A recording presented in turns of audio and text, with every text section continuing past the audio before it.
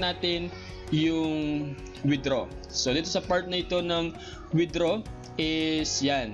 So ang kailangan lang is yung ating Bitcoin address, yung amount na ating i-withdraw, at meron siyang transaction fee which is equivalent to 0.0006,000 BTC. So usually ang ginagamit kong platform or website or application para pagkuhanan ko ng aking Bitcoin wallet address ay si coins.ph. Kung wala pang coins.ph, ilalagay ko ang aking link on the description box below para makapag-sign up ka, and make sure na i-upgrade mo ang iyong Bitcoin wallet address para magamit mo ang lahat ng mga features dito sa Bitcoin. So mapapansin natin, pwede ito sa Android phone natin, pero dito sa pinakamismong website ni Bitcoin or coins.ph, mapapansin natin yung available cryptocurrency wallet niya: Ethereum, Bitcoin Cash, XRP, tsaka si Bitcoin. So since Bitcoin yung ginagamit ni BTCmaker.io, is click natin yung BTC.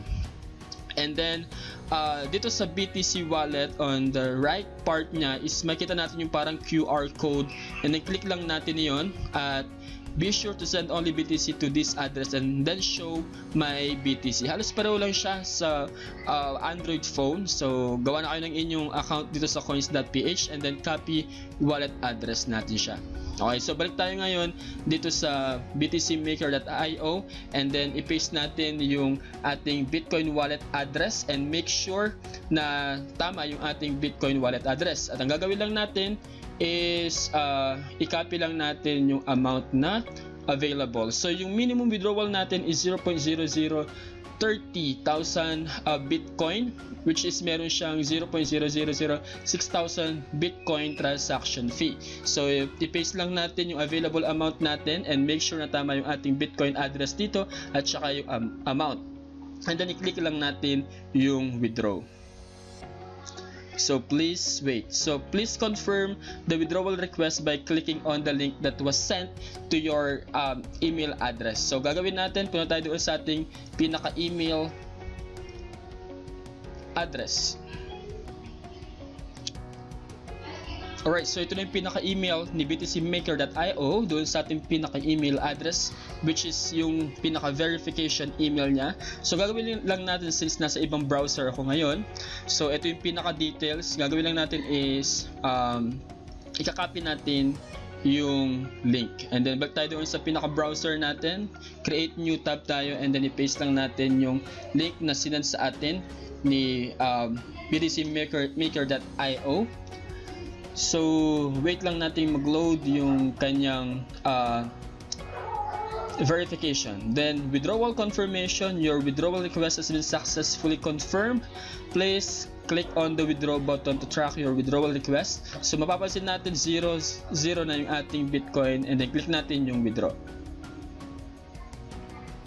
Okay, so ito na yung pinaka-status ng ating withdrawal dito. So hindi natin alam kung hanggang kailan or gaano katagal yung process nito. But anyway, this is the 6th time I think na mag-withdraw ako dito sa btcmaker.io. So today, December 29, 2020 and 9:51 PM. So ito yung pinakamataas na withdrawal na aking pinrases dito sa btcmaker.io, which is 0.0051,069 BTC. So as you can see, pending pa rin yung ating status dito. So ipopost ko yung video and i-update ko or itutuloy ko itong part na ito kapag nag-send na ng completion yung ating pag-withdraw kay btcmaker.io. A few moments later. So, bale ito guys yung continuation nung first part ng video natin, kung saan ipinakita ko yung way kung paano tayo maka-earn using btcmaker.io, even yung process nung pag-withdraw natin, nung na-earn natin, which is yung minimum withdrawal is equivalent to 0.00030,000 something worth of Bitcoin. So, as you can see here, still, yan, so 0 pa rin siya. So gagawin lang natin ngayon is tilan natin yung page dito sa withdraw. At mapapansin natin as of 13:49:20 PM, that is 11:49 PM, is completed na siya. Okay, so completed na yung ating status dito.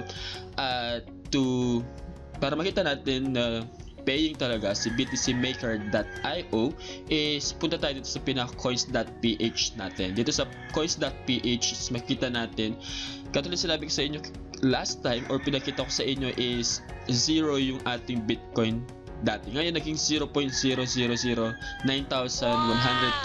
worth of Satoshi siya.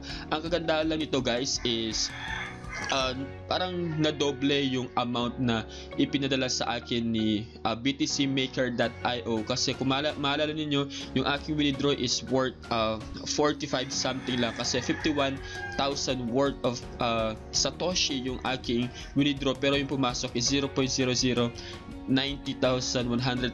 worth of Bitcoin, which is equivalent sa 1,143.16 pesos sa kasalukuyang halaga ng Bitcoin. So to prove that it came from btcmaker.io is titingnan lang natin yung pinaka history ng ating transaction dito. So papansin niyo December 29, yan siya. So December 29 as of 11:20 PM, nakatanggap tayo ng 0.00045,069 worth of Bitcoin. So yan siya. At ang nangyari nga, parang nadoble yung pinadala sa atin ni btcmaker.io, kaya naging worth 90,138 Satoshi siya. So I don't know kung paano nangyari yun na nadoble yung pinadala sa akin ni btcmaker.io, but again, we can still play with this website kasi nagbabayad pa rin si btcmaker.io.